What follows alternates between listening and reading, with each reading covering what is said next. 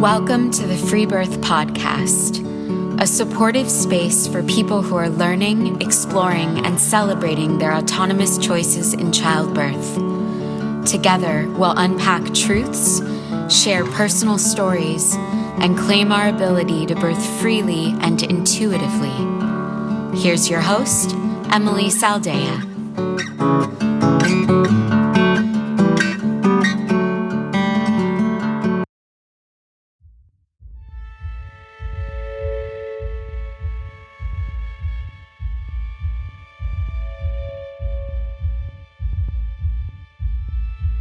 I have a very special episode for you today.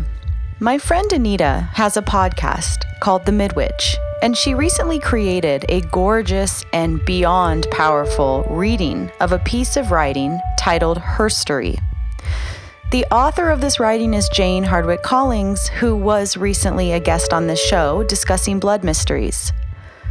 When I heard this episode, created by Anita, written by Jane, I knew it had to be shared here, far and wide, as I wish for every woman and every man on this planet to hear this, to take it in, to listen to these words, to cry with us, and to do better. So with Anita's and Jane's blessings, I am sharing with you today her story. You may want to be somewhere quiet and private when you listen to this so that you can really take it all in, as it is sure to rock you.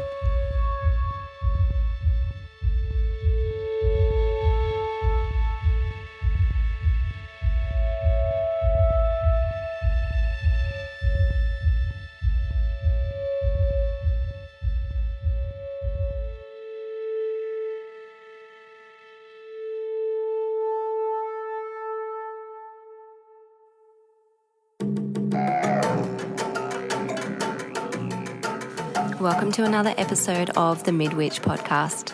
My name is Anita and I am the Midwitch, a space holder for women as they journey through unmedicalized, intuitive pregnancy and birth.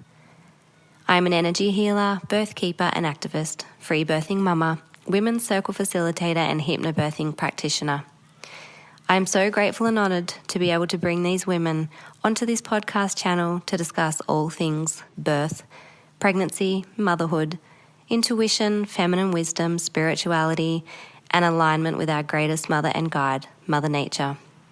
If you would like to delve deeper into the offerings that I provide, jump onto the website at themidwitch.com or join us on Instagram at themidwitch, where I share more on our monthly online women's circles, our in-person circles and gatherings, birth education, and hypnobirthing training, prenatal meditation, and blessing way services.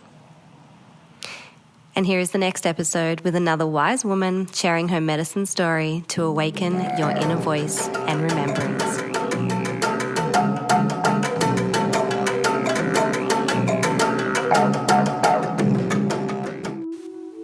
With permission from Jane Hardwicke Collings herself, I am going to read to you her piece of writing called Herstory. So let me begin. Herstory, a Womanifesto by Jane Hardwicke Collings. I want to tell you a story. It's actually a combination of history and herstory. History is the story that is written by the victors and supports their actions. The herstory is a story that, when I heard it, answered a lot of my unanswered and even unasked questions. Knowing this herstory helped me to understand a lot of things about how our culture works and what is behind the attitudes and beliefs that we share. I'm going to now give you a big sweep of our herstory, taking us back in time to the Matriarchy, a time of great respect for Mother Nature, and then the journey of the last 3,000 years, as that was wiped out by the patriarchal culture in which we now live. One day, any day, anywhere, a group of women gathered, daughters, maidens, mothers, margas, crones, sisters all. They gathered to explore the stories of their distant past as women. They gathered to reclaim feminine power through reconnection with the woman's mysteries. They sat on the earth in a circle beneath a structure called Moon Lodge. The sisters sat positioned around the circle dependent on their current position in their life and monthly fertility cycle. They sat with a chosen talisman or symbol marking their position, their placement on the wheel of life. The women felt connected to all things. I sat in the northwest of our circle, about to bleed, my symbol, a cup of red wine full to the brim, balanced on the earth, almost overflowing, bursting at the seams, just how I felt. So, reclaiming feminine power through reconnection with the women's mysteries. Reclaiming implies something has been taken away from us. Reconnection implies that we have actually lost connection with something. Women's mysteries, what are they? 40,000 years ago, just after the last ice age, there is evidence that people worshipped a female deity, personified in the symbolism of the goddess. There are cave paintings dating back to 35,000 BC depicting the goddess bearing her wondrous vulva. In prehistoric caves of southern Europe, there are descriptive carvings of the vulva, thought to be objects of worship. Ice Age people honoured the goddess image in their sacred art, sculpting her image in clay and carving her out of bone, rock and ivory. These goddess figures emphasise the breasts, belly and vulva. Over the last 100 years, archaeologists have unearthed thousands of these figurines across Europe and the East. During these ancient times, the people perceived the goddess as an organising principle of the universe who embodied all the forces of life, death and rebirth. Her dominion encompassed not only the human world but also the plant and animal realms, the earth, the heavens, the seasonal and sky cycles. The goddess was the life force that animated all of existence. These beliefs became the foundation for the worship of the great goddess of Neolithic times, which began around the 9000 BC. At this time, the nomadic cultures settled the first permanent villages in the Fertile Crescent bordering the Mediterranean Sea. They developed a complex cosmic belief system that focused on the worship of the triple moon goddess as giver of life, wielder of death, and regeneratrix. This Neolithic goddess embraced the constant and periodic renewal of life, in which death was not separate from life. This religion and way of life displayed a deep respect for the cycles of women. The male principle was honoured as the god who was the son, the lover and the consort of the goddess. Together they participated in the rites of birth, death and renewal. The great goddess appeared in many different cultures throughout the ancient world. She was the goddess of many faces and many names. In the Near East, Inanna, Tiamat, Ishtar, Astarte. In Egypt, Isis, Hathor, Neith, Mart. In Greece, Demeter, Hera, Artemis, Aphrodite. In the Far East, Shakti, Adati. In India, Durga. In Tibet, Tara. In China and Japan, Kuan Yin. The goddess was inherent in all of nature. She was nature.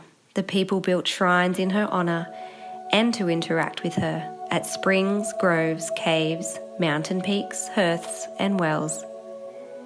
In societies where she was worshipped, women held exalted roles as priestess, leaders, healers, midwives and diviners.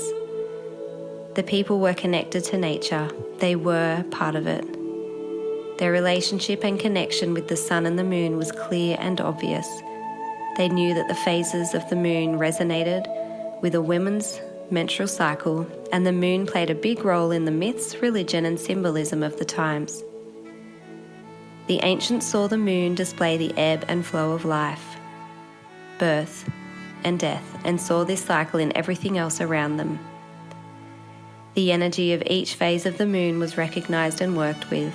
Menstrual blood was known for its magical qualities and was used in fertility rites. Sexual energy was sacred and celebrated as sensual, pleasure-giving, erotic and healing.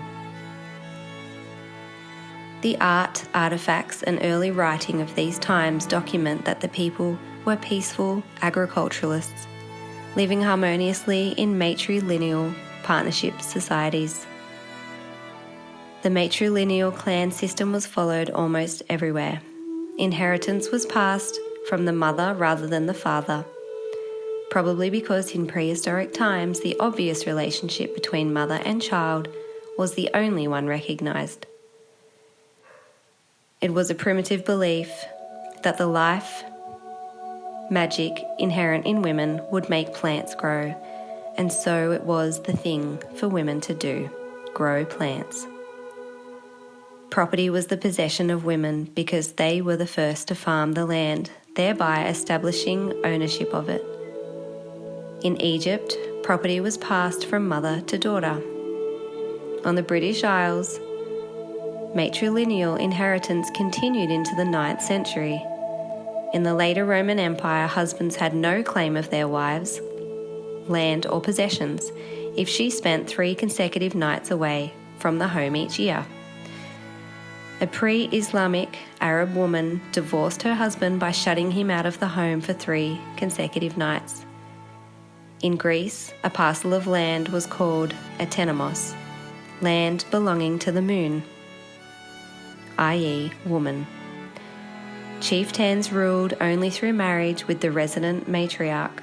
American Indians had matrilocal marriage, and matrilineal ownership of the land was customary amongst many of the different tribes. Women were the mistresses of the soil. Women were the great power in the clans, and the original nomination of the chiefs always rested with them, as did the decision to go to war or not.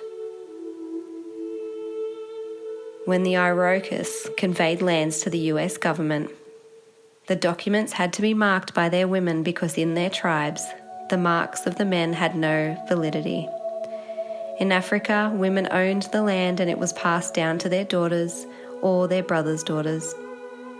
Matrimony used to mean inheritance of property in the maternal line. The word later became synonymous with marriage because marriage was the only way for men to gain control of property. Around 3000 BC, the goddess cultures began to decline. It was the time of the Bronze and Iron Ages. Waves of nomadic Indo-European tribes from Northern Europe and Central Asia descended into Western Europe, the Near East and India. They were nomadic warlike people who rode horses and fought with bronze weapons. They worshipped a father god who ruled from the heavens above and yielded bolts of lightning. Their enemies were the people of the mother goddess, and they invaded, conquered and destroyed the indigenous goddess cultures. They raped and slaughtered them. Their homes were pillaged and burned, and their values and beliefs suppressed. Women were enslaved, exploited and exiled. Women were stripped of their positions of political authority and decision-making, taken from leadership roles, and the role of the priestess was given no authority. Women were disempowered when expressing their sexuality, intelligence, and self-sufficiency. Archaeological evidence depicts a time of large-scale destruction of the Neolithic cultures of Europe and the Near East with invasions and natural catastrophes. The patriarchal tribes rose quickly to power and imposed their ideologies on the people they conquered. Priestesses of the goddess were forced to marry the leaders of the patriarchal tribes to destroy the lineage through the motherline. The priestesses who refused to marry were isolated into enforced celibacy. They became the nuns. Patriarchal religious authorities everywhere changed ancient systems of matrilineal inheritance to put property in the hands of men. The early centuries of the Christian conquest of Europe were largely occupied with acquisition of lands from the pagan women. The aim of European Christianity was acquisition of property, which meant overturning the pagan systems of matrilineal inheritance. By forcible seizure and warfare, the Church managed to acquire a third of the properties on the continent by the early Middle Ages. Up to 1200 AD, in some parts of Europe, women were still listed as the landowners and men identified themselves by their mothers' clan names. The legal war on female property ownership continued century after century, until by the end of the 19th century, women could not administer their own property, if they had some, nor make a will disposing of it without their husband's consent. As late as 1930 in France, women were forbidden to do any business within a bank, not even a small deposit without their husband's permission. Until the 10th century, priests married to gain property, claiming that without their wives they would succumb to hunger and nakedness. Church laws revised the system, and then, from 1031 to 1051, by papal decree, priests were ordered to abandon their wives and sell off their children to slavery. The property and monies acquired by the priests became, on their death, property of the church. The priests became a privileged class. They were rich, owned lots of property, and were resented. Monasteries made themselves into wine shops and gambling houses. Nunneries were private whorehouses for the clergy, and priests used confessionals to seduce female parishioners. People who spoke out against these practices were burned. Would-be reformers were silenced. Splinter groups were named as heretics and exterminated.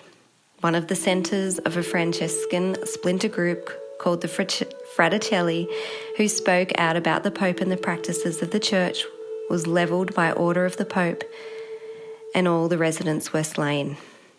The Church built their places of worship on top of the goddess shrines. They changed the stories from the divine feminine to the divine masculine. The goddess was distorted from the image of compassionate mother, the source and sustainer of all life, into a symbol associated with the forces of darkness, evil and death. Women who were the earthly manifestation of the goddess were considered impure, evil, and guilty of original sin. Women became the property of their fathers and husbands. Women who had sexual relationships outside the patriarchal monogamous contract threatened the certainty of the patriarchal bloodline transmission and were ostracised and killed as whores and harlots. Their illegitimate children were deprived of all legal rights and social acceptance. In classical Greece, hailed as the birthplace of democracy, women were deprived of their citizenship, of their right to vote, and the passing of their name to their children. Ideal love was seen as a love between two men, especially an older and a younger man. Women were considered unworthy of meaningful, emotional, and intellectual relationships. Their only function was to bear legitimate children who could inherit the paternal property rights. The early Roman Christians suppressed all information that did not originate from the Church. They closed down ancient Greek academies and burned the books of the great classical poets, philosophers, and scholars. The eternal flame of the Vestal Virgins in Rome was extinguished. The great initiatory temple of Ulysses in Greece was smashed and the rites prohibited. In the 5th century, the great library of Alexandria in Egypt was burned down, destroying the last records of the wisdom of the ancients. In the 5th century, the concept of reincarnation and renewal was outlawed.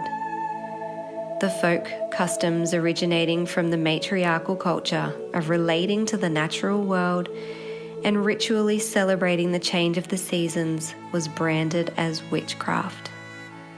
All the old deities were denounced as heathen idols, and the one supreme Father, God, ruled. The three-phase goddess teaching of birth, death, and renewal, the maiden, mother, crone, was replaced by the Father, the Son, and the Holy Ghost Trinity.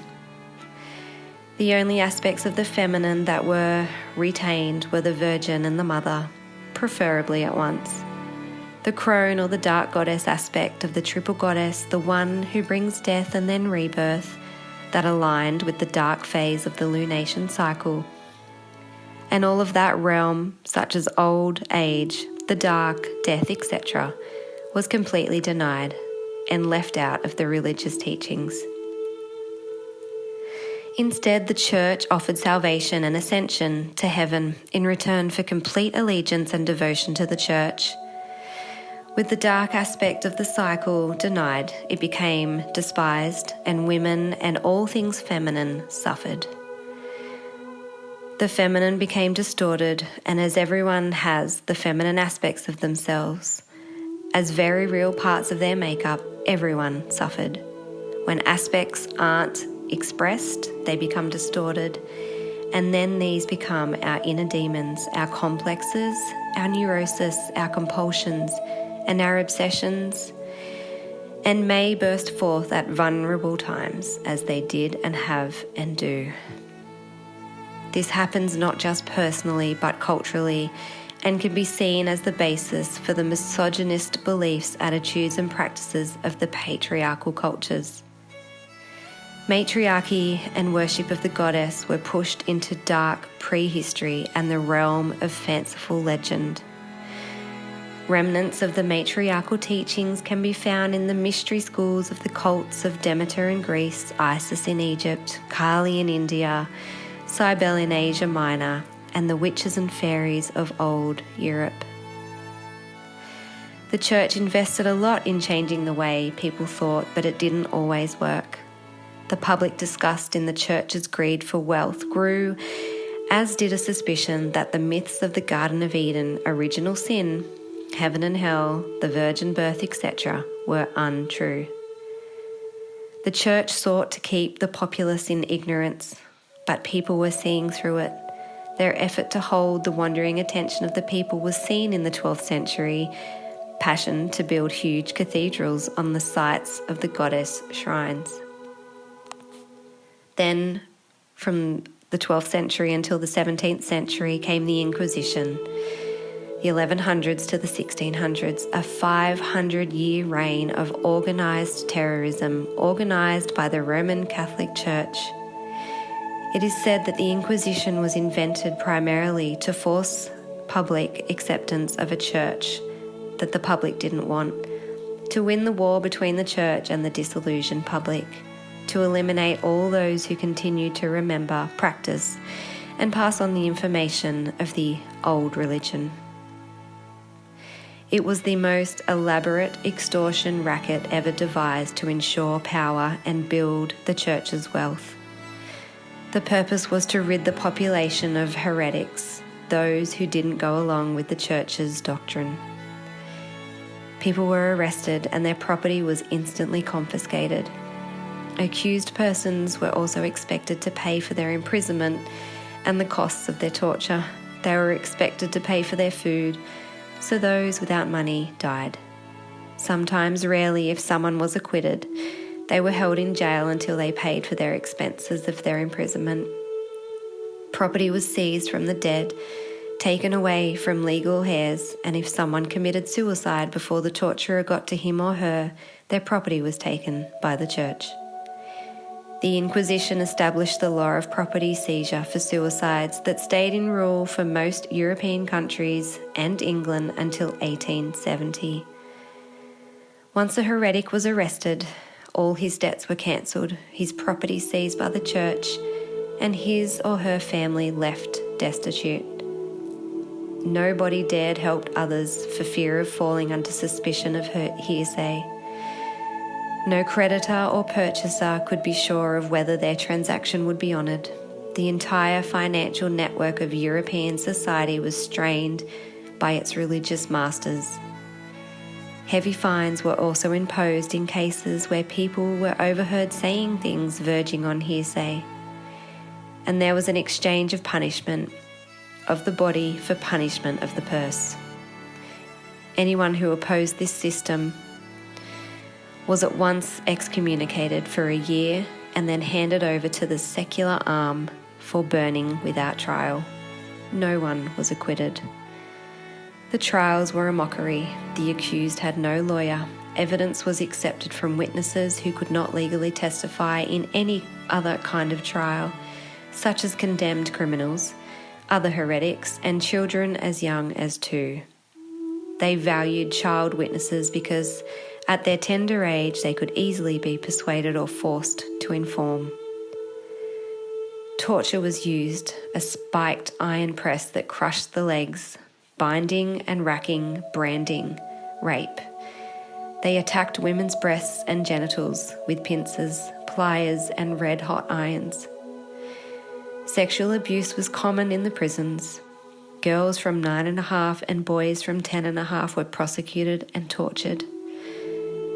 Torturers said the victims were laughing when their faces were contorted with pain, sleeping when they fainted, and having been slain by the devil or committed suicide when they died under torture. Finally, if they survived the torture, they were burned alive in the presence of the village.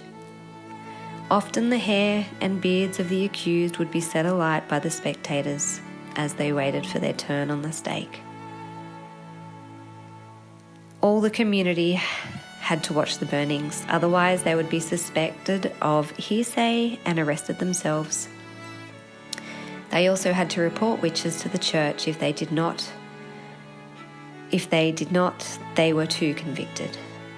The people killed as witches were the village healers, the midwives, diviners, charmers, jugglers, and wizards, and the folk commonly called wise women and wise men. They were the women and men who spoke out about the church. Often a witch's only crime was to be a woman.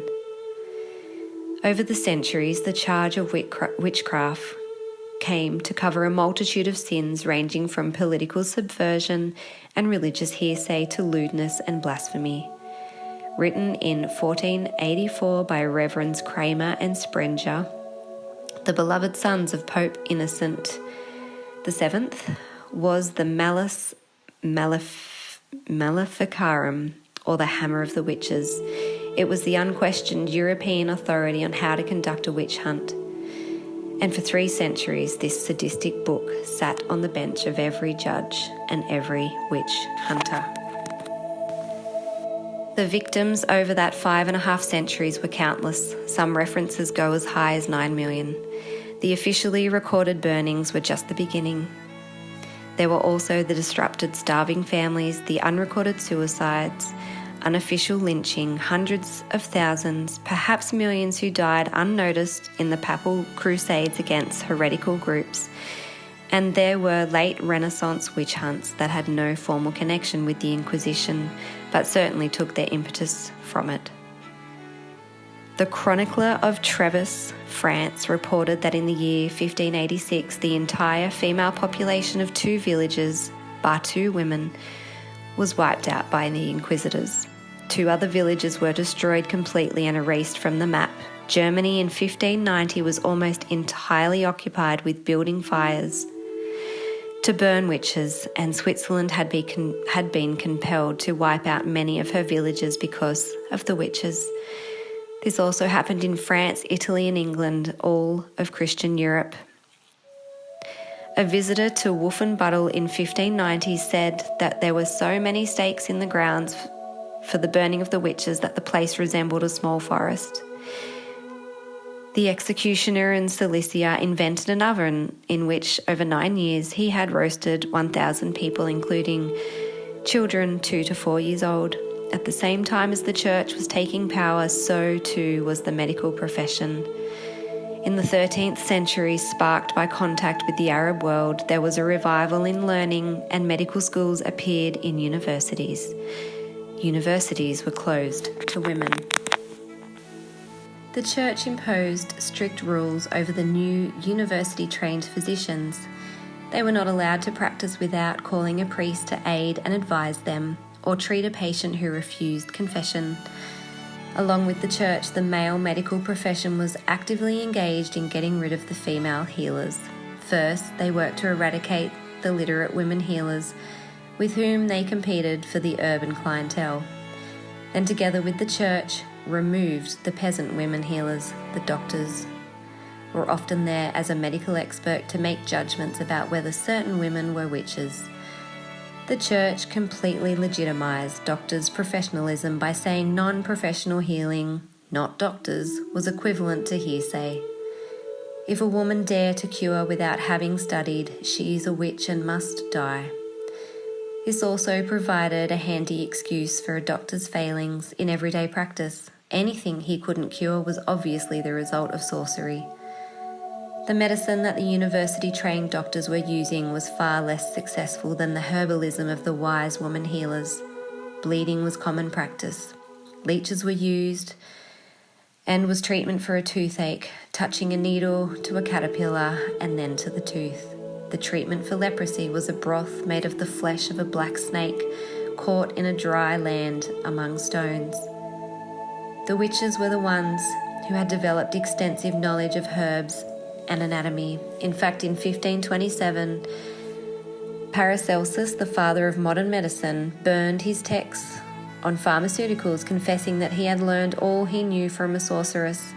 The disappearance of the midwives in the 17th to 18th century created an inroad for the non-professional male practitioners, the barber surgeons. They led the way in England, claiming technical superiority over midwives on the basis of their use of obstetric forceps, which were legally classified as a surgical instrument, and women were legally barred from surgical practice. This changed the neighbourly midwifery service into a lucrative business and was taken over by the physicians in the 18th century. A similar story happened worldwide and mostly remains the same. Some countries have midwives providing a lot of the maternity care, such as the Netherlands and Scandinavia, but in others, such as parts of USA and Canada, midwifery has been and remains illegal. Medieval Christianity detested midwives for their connection with the pagan matriarchy and goddess worship. Churchmen viewed them as enemies of the Catholic faith. They said that midwives offered the babies to the service of the devil.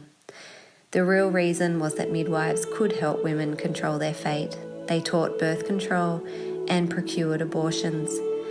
Pagan women had considerable knowledge of such matters.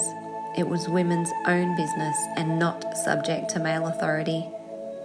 The church, however, forbade midwives to assist women in preventing conception, relieving them of unwanted pregnancies or easing their birth pains.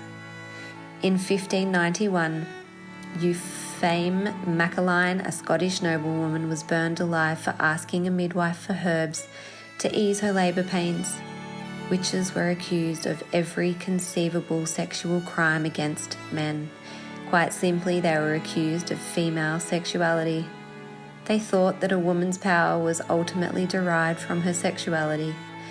Women were associated with sex, and all pleasure in sex was condemned. There were stories of witches copulating with the devil, then infecting men. Lust in either man or wife was blamed on the woman. Witches were accused of making men impotent and making their penises disappear. Witches were also accused of being organised. They met locally in small groups and gatherings and traded herbal lore and news. They also came together in crowds on festival days to mark the seasonal changes that had previously been occasions of pagan worship. Many of the herbal remedies developed by the witches, wise women healers, still have a place in modern pharmacology. The healers used trial and error and cause and effect in their healing, an approach that threatened the church's desire for folk to have a passive faith. They used their senses rather than a blind faith, while the church was profoundly distrustful of the senses and completely negating of natural laws that governed physical phenomena. The church believed that the devil resided and presided over the senses. He was colour, smell, sound, flavours. These were the devil's playground and the way he lured men away from faith. Witches were accused of having magical powers affecting health, of harming and healing, possessing and using medical and obstetrical skills. Same thing happens today. They were accused of giving contraceptive aid and of performing abortions. After the witches were all dead, and the peasants were left with no healers. They came in scores, sick, to the church and were told, "You have sinned and God is afflicting you." The church was not against medical care. In fact, the upper class had its physicians who were men. It was the women healers of the peasants that they were against. They saw their attack on the peasant healers as an attack on magic, not medicine. They believed that the women healers used the power of the devil, the dark, to help themselves and others. Magic charms were actually thought by the church to be as effective as praying, but the church controlled prayer and not the magic charms and incantations. Their fear was that the peasants would be less dependent on God and the church if they could heal themselves and therefore be out of their control. At a witch trial in 1593, the investigating jailer himself, a married man, discovered for the first time a clitoris. He identified it as a devil's teat, sure proof of the witch's guilt.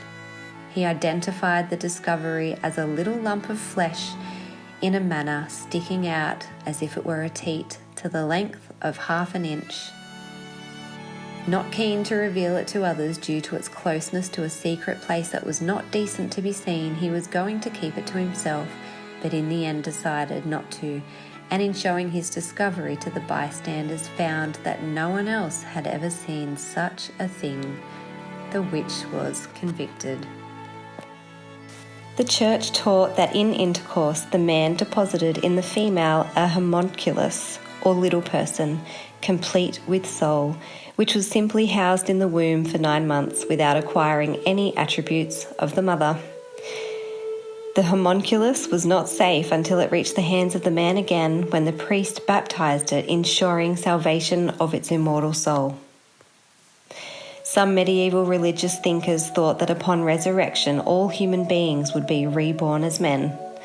The patriarchal cultures insisted on men's control over women's bodies. Wives were not to initiate sexual relations, but they were never to deny their husbands. The Catholic Church laid down the law that no wife could accuse her husband of rape even if he forced her, with accompanying brutality. Sexual release was his conjugal right, not hers. The churchmen saw birth control as working against God's will, and this contributed to the witch hunt of midwives because they passed on this knowledge. The church professed that the only purpose of marital sex was conception, and that if the woman received too much pleasure, she would not be able to conceive. Birth control or conception control was historically based around the needs of the mother and her children. The natural mammalian system of birth control practiced by animals and primitive people is such that the female refuses sexual relations during pregnancy and lactation, and then a period lasting from 2 to 6 years. This is still practiced in some parts of the world. Samai of Malaya. Sexual intercourse takes place only when the female is receptive, when she is occupied with caring for her young, always her first priority. The female shows no sexual interest in the male, driving him away with bared teeth if necessary. In matriarchal societies, it was unthinkable that male sexuality should take precedence over the needs of mothers and their children. The patriarchy everywhere sought to change this through religious sanction. Women were to serve man's sexual urges, as well as be blamed for them, even when preoccupied with mothering. This was the meaning of God's announcement to Eve. I will greatly multiply thy sorrow and thy conception. In sorrow thou shalt bring forth children, and thy desires shall be subject to thy husband, and he shall rule over thee. The sorrow meant labour pains, and the harried life of a mother with children too close together, and the illnesses and injuries caused by spreading a mother too thin. Women were taught that their children belonged not to them but to God. This eroded the instinctual maternal possessiveness that best fosters good childcare, and mothers often left their unwanted babies in God's care. With so many unwanted children, there was the advent of founding hospitals where the nurses, nicknamed killing nurses, were expected to do the state's dirty work and make sure the unwanted children did not long survive. The first foundling hospital in London admitted 15,000 infants in 4 years, 1756 to 60. In Europe, the death rate for infants in foundling hospitals was 80 to 90% in the first year of life. Female sexuality was feared, and so the anatomy was kept in the dark. Growing girls and boys were kept ignorant of female sexuality. Even physicians came to believe that no clitoris would be found on a virtuous woman. From medieval times onward, virtuous women never showed themselves naked to any man, even their husband. So it is no surprise that men would remain ignorant of the female anatomy. The Church viewed masturbation as a grave moral disorder. In the 19th century, male circumcision was used to prevent masturbation. For girls at that time, masturbation was treated as a medical problem.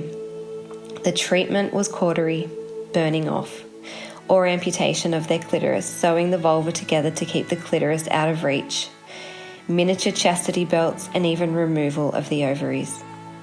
The last recorded clitorectomy for curing masturbation in the USA was in 1948 on a 5-year-old girl. Male circumcision continues today, but without the excuse to cure masturbation. The medical system that developed over the centuries came from a belief that the body was made up of its parts, not the sum of its parts, but separate, unrelated systems. The male body was seen as the norm, and subsequently the female was the abnormal. She was subject to unpredictable and rampaging hormones, female disorders that defied masculine experience. As the female experience was not understood and even negated, menstrual, sexual, and birth disorders and problems developed. Such diagnosis as hysteria developed from the idea that the womb, hyster, could mobilize itself and travel around the body, causing havoc wherever it stopped, for example, the brain. The patriarchy brought fear and loathing to women's monthly cycles, and she was rendered unclean and taboo. The ancients had held quite the opposite view. Women were known to be most in their feminine power when they bled. They would retreat together during that time to nurture each other, to dream, to rest, and to return with new visions for the community. What was once a celebrated and honoured time, role, and responsibility became a way to collective and self-loathing. The sexual stages of a woman's life, menarche, menstruation, birth, mothering, and menopause have all basically been relegated to medicine and made into disorders that need fixing. Irregular menstrual cycles are treated as a disorder, and many young women are prescribed the oral contraceptive pill, the pill, to regulate their cycles. Natural birth is not trusted, reputed to be dangerous, and caesarean section occurs in 1/3 of births in some cities and more in others. Menopause is now a condition that, rather than be honoured, can be avoided. It is seen as a dangerous, unwelcome series of symptoms, not the rel of the highly valued wise woman from our Herstory. Birth practices truly reflect the attitudes of the culture and have, over the centuries, been quite demeaning of women and completely disrespectful of both the mothers in labour and the process of birth. In the 1970s, it was not uncommon to see women tranquilised against their wishes, confined to narrow, high beds, tables, handcuffed in stirrups, and their babies taken away from them once they were born. Today, in the modern world, birth occurs mostly in a hospital under the care of professionals. There are strict rules about what constitutes normal and abnormal. A doctor is usually in charge of the case, and it is managed according to risks. The individuals in charge are the ones who command the technology. And this happens in the hospital labour ward, where the labouring woman is transformed into a patient, where she is under a doctor. In the very best scenario that money can buy, women are paralysed, connected to machines, and their vital signs, contractions, and the baby's heartbeat are monitored from a desk down the hall, or the process of labour and birth is bypassed and an elective caesarean section performed. Birth in our modern cultures is treated as a medical event with a homogenization of its practices motivated by a desire to control the birth process and have it best fit the hospital system set up to deal with it. There is a lack of time for and trust in a woman's individual way with her body and giving birth.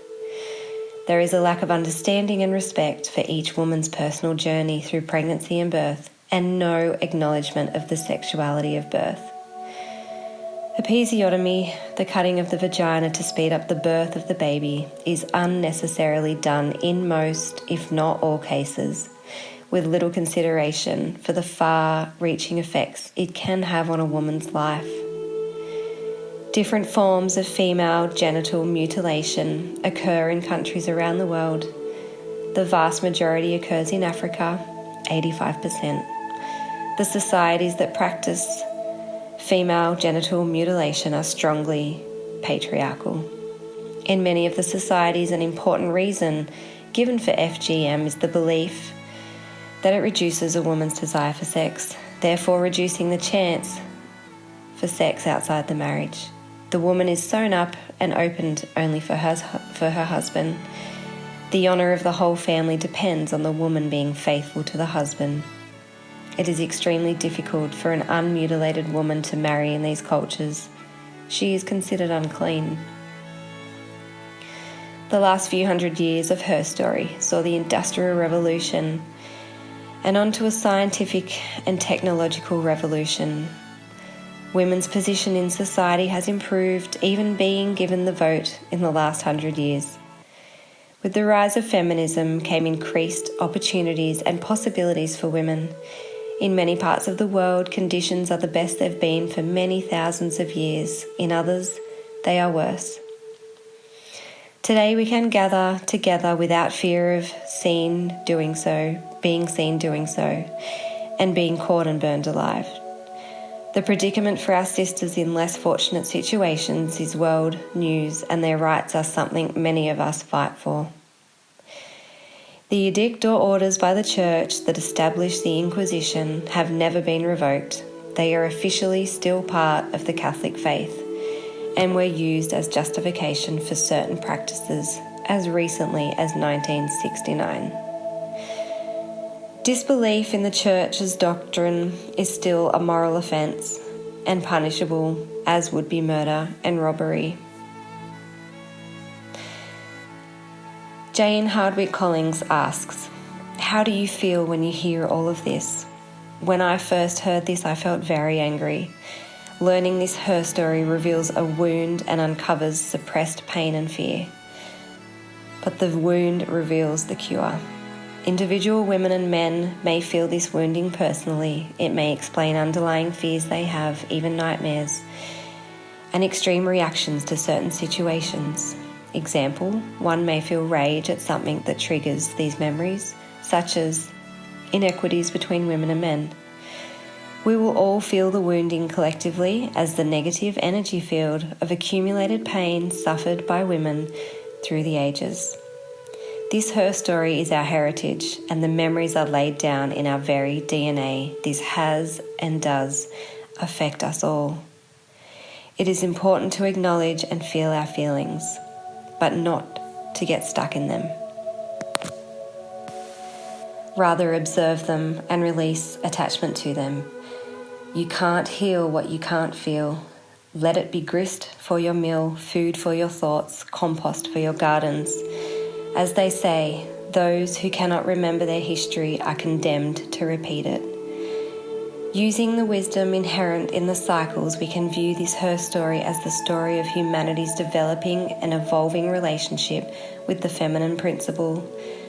The lunation cycle, moon phases, is a way of seeing the full and recurring cycle of something, the birth, death, and rebirth, as per the phases of the moon, new moon, waxing moon, full moon, waning moon, dark moon, new moon, etc.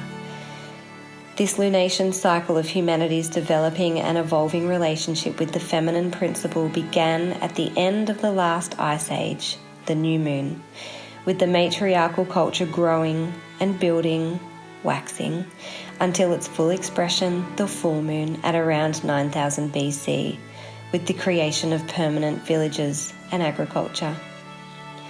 This led on to the decline, the waning, from around 3000 BC, with this shift to the patriarchal culture and the move through the dark phase, the dark of the moon, that this Herstory speaks of, and to now, a time for rebirth, new moon again.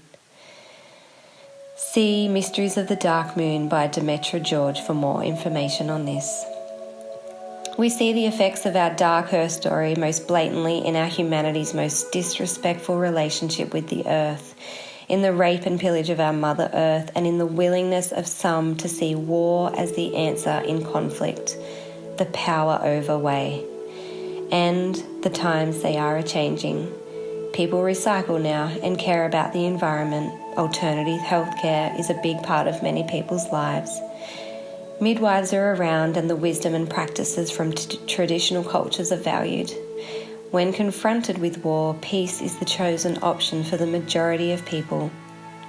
We are moving from the dark phase of the lunation cycle to the new moon phase, a time of new beginnings, referred to astrologically as the Age of Aquarius, a time when old ways are challenged and new ideas and ways come into being, the New Age.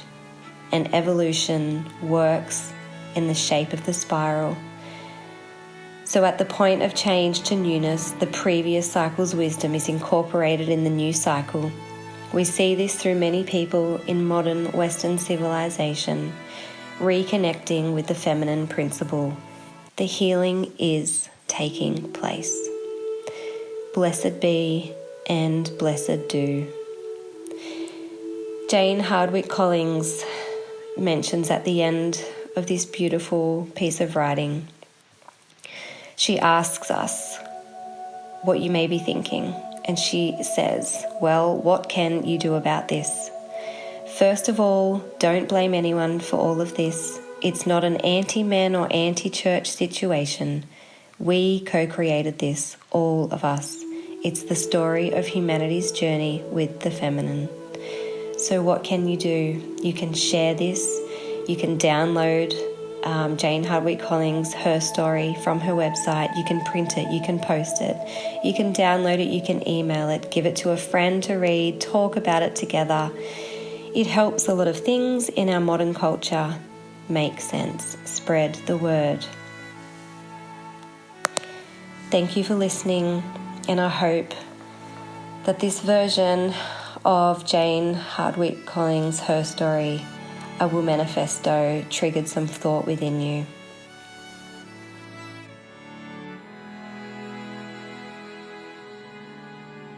To learn more about Jane's work, check out her website at janehardwickecollings.com. That's Janehardwickecollings.com.